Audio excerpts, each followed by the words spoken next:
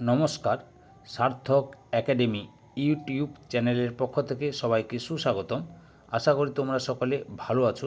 আমি তোমাদের জন্য এই ভিডিওটিতে তুলে ধরছি 2026 সালের ক্লাস 6 তথা ষষ্ঠ শ্রেণীর ছাত্রছাত্রীদের জন্য রায় ও মার্টিন প্রশ্নবিচিত্রা থেকে থার্ড ইউনিট টেস্ট তথা তৃতীয় পর্যায়ক্রমিক মূল্যায়নের জন্য ইতিহাসের 3 নম্বর মডেল স্কুলের প্রশ্নপত্রের সেটটির সম্পূর্ণ সমাধান করছি। তার আগে তোমাদের কাছে অনুরোধ, তোমরা ভিডিওটি না টেনে পুরোটা দেখো। ভিডিওটি কেমন লাগলো কমেন্ট করে জানিও। ভিডিওটিতে লাইক দাও এবং শেয়ার করো এবং চ্যানেলে নতুন হলে চ্যানেলটিকে সাবস্ক্রাইব করে চ্যানেলের সঙ্গে যুক্ত হয়ে যাও। আলোচনা শুরু করছি। 280 নম্বর পেজের 3 নম্বর model school Dhupguri high school HS এই স্কুলের প্রশ্নপত্রের সেটটির সম্পূর্ণ সমাধান করছি। তোমরা পুরো ভিডিওটি লক্ষ্য করো।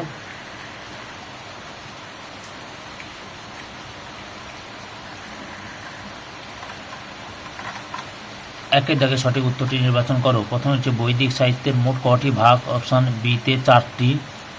2 নম্বরে ঋগ্বেদের যুগের সম্পদ হিসেবে বিশেষ গুরুত্ব ছিল।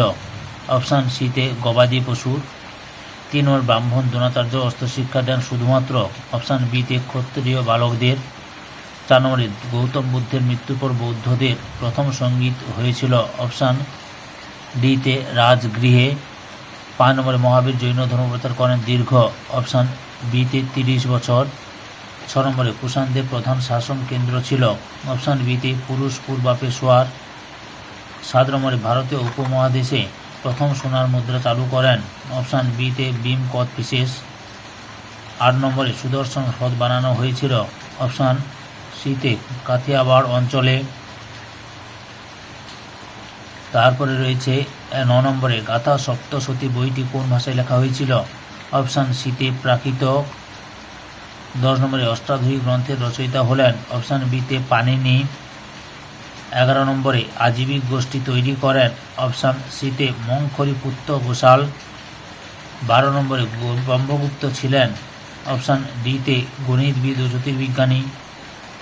13 নম্বরে তাম্রলিপ্ত বা দামলিপ্ত বন্দর নগরটি বর্তমানে কোন জেলায় অবস্থিত? অপশান সিতে পূর্ব মেদিনীপুরে। 14 নম্বরে চীন সম্রাটের অনুরোধে কুমারজি চীনের রাজধানীতে যান। অপশান বিতে 401 খ্রিস্টাব্দে।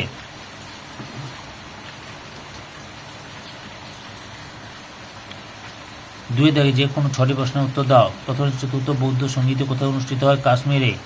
2 নম্বরে ঋগ বৈদিক যুগে দেবতার মধ্যে প্রধান কে ছিলেন? ইন্দ্র। 3 নম্বরে কোন অনুষ্ঠানের মাধ্যমে ছাত্রদের স্নাতক বলে ঘোষণা করা হতো? সমাবর্তন অনুষ্ঠানে।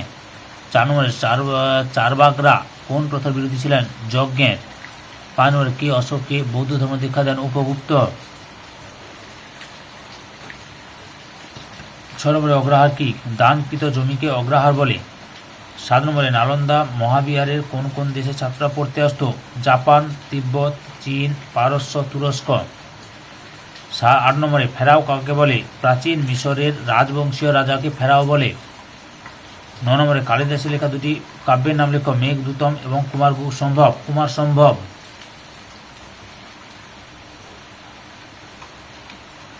তারপরে রয়েছে 3 দাগে বাম স্তম্ভের সঙ্গে ডান স্তম্ভ মিলাও। Saint Thomas গন্ডোফার্নেস। জেন আবিষ্কার শ্রেষ্ঠ দেবতা অহুর। গান্ধার তক্ষশিলা। সাতবাহন সাম্রাজ্যের প্রতিষ্ঠাতা সিমু। 4 দাগে নিচের বাক্যগুলি কোনটি ঠিক এবং কোনটি ভুল নির্ণয় করো। প্রথমে রয়েছে স্কাইথিয়রা উপমহাদেশে শক নামে পরিচিত। ঠিক। 2 নম্বরে বৈদিক সাহিত্য থেকে বৈদিক সভ্যতার ইতিহাস জানা যায় না। ভুল। 3 নম্বরে জৈন ও বৌদ্ধ ত্রিরত্ন পরস্পর এক নয়। ভুল। 4 নম্বরে রামগুপ্ত ও চন্দ্রগুপ্তের সঙ্গে শক রাজার যুদ্ধকে কেন্দ্র করে লেখা হয়েছিল দেবী চন্দ্রগুপ্তম নাটক। ঠিক। 5 দাগে নিচের প্রশ্নগুলি উত্তর দাও। প্রথমে হচ্ছে মেগালিথ কেন্দ্র থেকে কি কি জিনিস পাওয়া গেছে? এই প্রশ্নের উত্তরগুলি তোমাদের আমি রায়ান মার্টিনের সহায়িকা বই থেকে দেখাচ্ছি, লক্ষ্য করো। এই যে এখান থেকে শুরু করবে।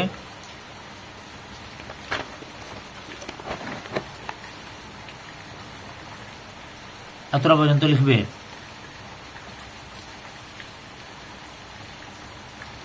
2 নম্বরে রয়েছে নব্য ধর্ম আন্দোলনের জনপ্রিয়তা অর্জনের কারণ কি?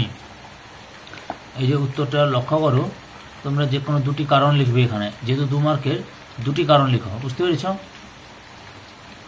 অথবাতে রয়েছে বৌদ্ধ ধর্মের মূলনীতিগুলি কী ছিল।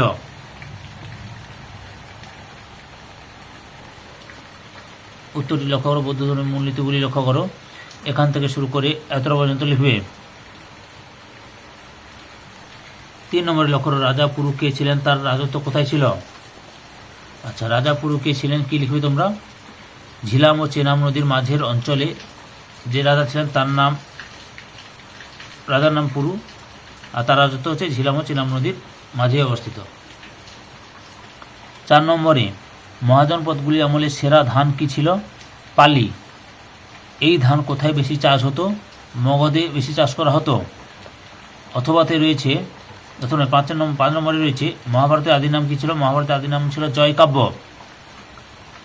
এবং কে মহাভারত নামকরণ করেন? না, কৃষ্ণ দ্বৈপায়ন ব্যাস। কৃষ্ণ দ্বৈপায়ন ব্যাস।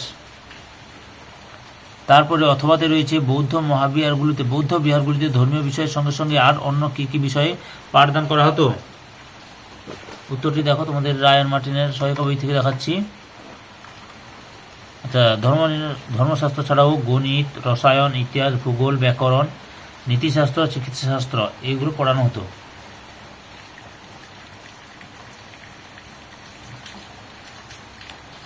ছ নম্বরে গান্ধার শিল্পরীতিতে কোন কোন দেশের শিল্পরীতির মিশ্রণ ঘটেছিল?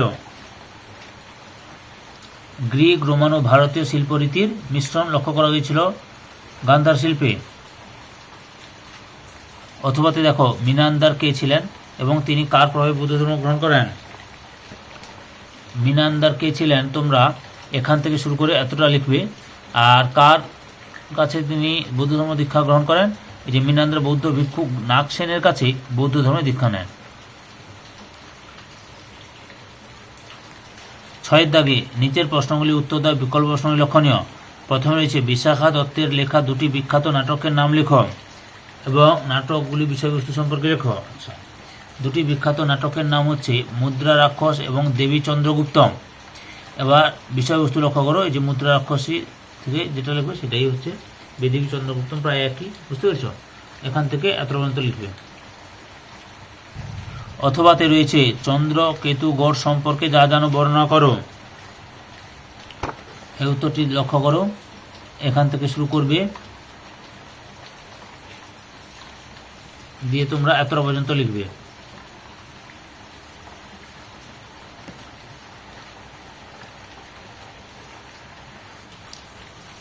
দু নম্বরে রয়েছে রাজতান্ত্রিক মহাজন পদগুলির শাসন ব্যবস্থা কেমন ছিল বর্ণনা করো।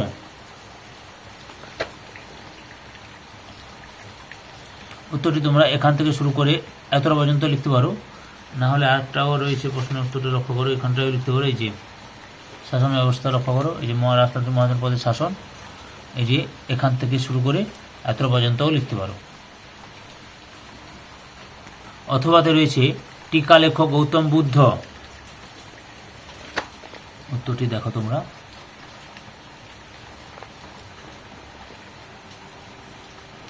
এই যে গৌতম বুদ্ধ টিকা লিখতে হচ্ছে, এখান থেকে এতটা পর্যন্ত লিখতে।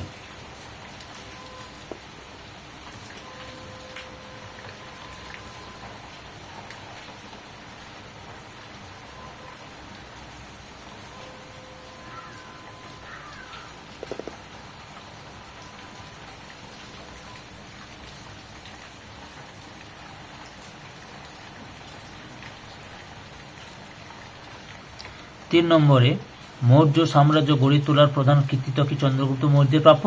ব্যাখ্যা করো। এটা লিখবে, এখান থেকে শুরু করে এত পর্যন্ত লিখবে। রায়ান মার্টিনের সহায়িকা বই থেকে প্রশ্নের উত্তরগুলো তোমাদের দেখাচ্ছি। অথবাতে রয়েছে সাতবাহন বংশের শাসক হিসেবে সিমুক ও প্রথম সাতকর্ণীর কৃতিত্ব আলোচনা করো।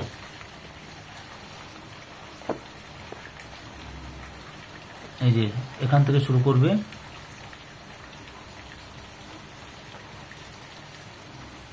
এতটা পর্যন্ত লিখবে।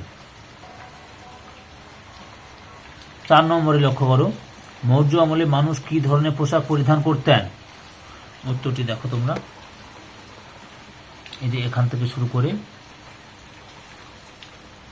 এতটা পর্যন্ত লিখবে।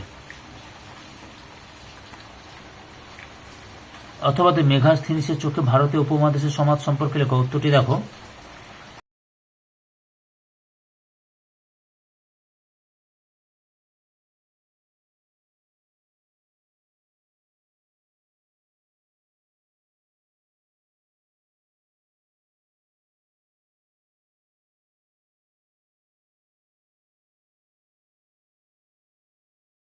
5 নম্বরে খ্রিস্টপূর্ব 6ষ্ঠ শতকে গড়ে ওঠা কারিগরি ও ব্যবসায়ীদের সংঘ সম্পর্কে যা জানা লেখো।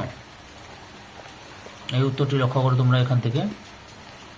এখান থেকে শুরু করবে, পরপর দেখে নাও, এত পর্যন্ত লিখবে। পরের প্রশ্ন, অথবাতে একটি বিহার ও স্তূপের মধ্যে পার্থক্যগুলি লেখো। এই যে বিহার এবং স্তূপের পার্থক্য লক্ষ্য করো। 7 দাগে নিচের যে কোনো 3টি প্রশ্নের উত্তর দাও। প্রথমে হচ্ছে অশোককে মহামতি বলার কারণ কি?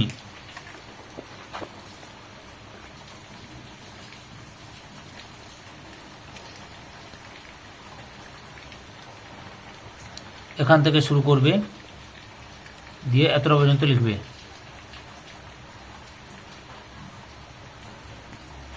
আগের ভিডিওগুলো দেখতে চাইলে আমার চ্যানেলের প্লে লিস্টে গিয়ে দেখে নাও, নাহলে এই ভিডিও ডিসক্রিপশনে লিঙ্ক দেওয়া রয়েছে, ওখানে ক্লিক করে দেখে নিতে পারো।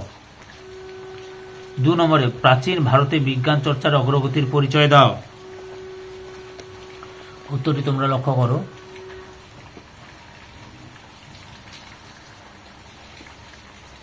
এই যে এখান থেকে শুরু করবে, পরপর দেখে নাও।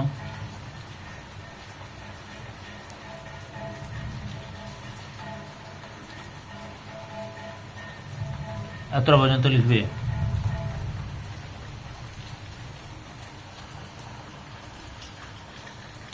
3 দাগে রয়েছে প্রাচীন ভারতীয় উপমহাদেশের সাহিত্য চর্চা সম্পর্কে লেখো।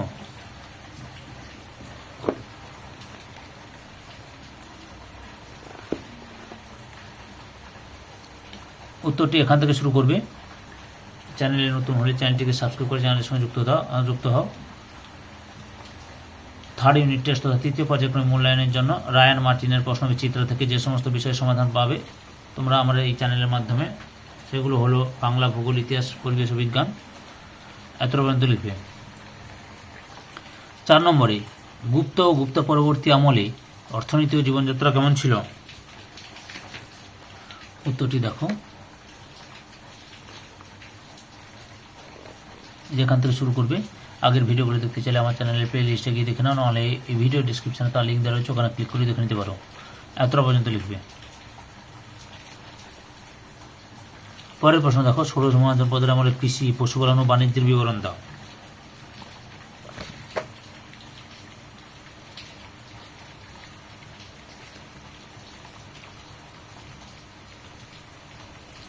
উত্তরটি লক্ষ্য করো। এখান থেকে শুরু করবে। কৃষি, পশুপালন, বাণিজ্য রয়েছে, পরপর দেখে নাও। ধৈর্য সহকারে সম্পূর্ণ ভিডিওটি দেখার জন্য তোমাদের সবাইকে অসংখ্য অসংখ্য ধন্যবাদ। আজকে এই পর্যন্ত। পরবর্তী ভিডিওতে আবার দেখা হবে। Tata, bye bye.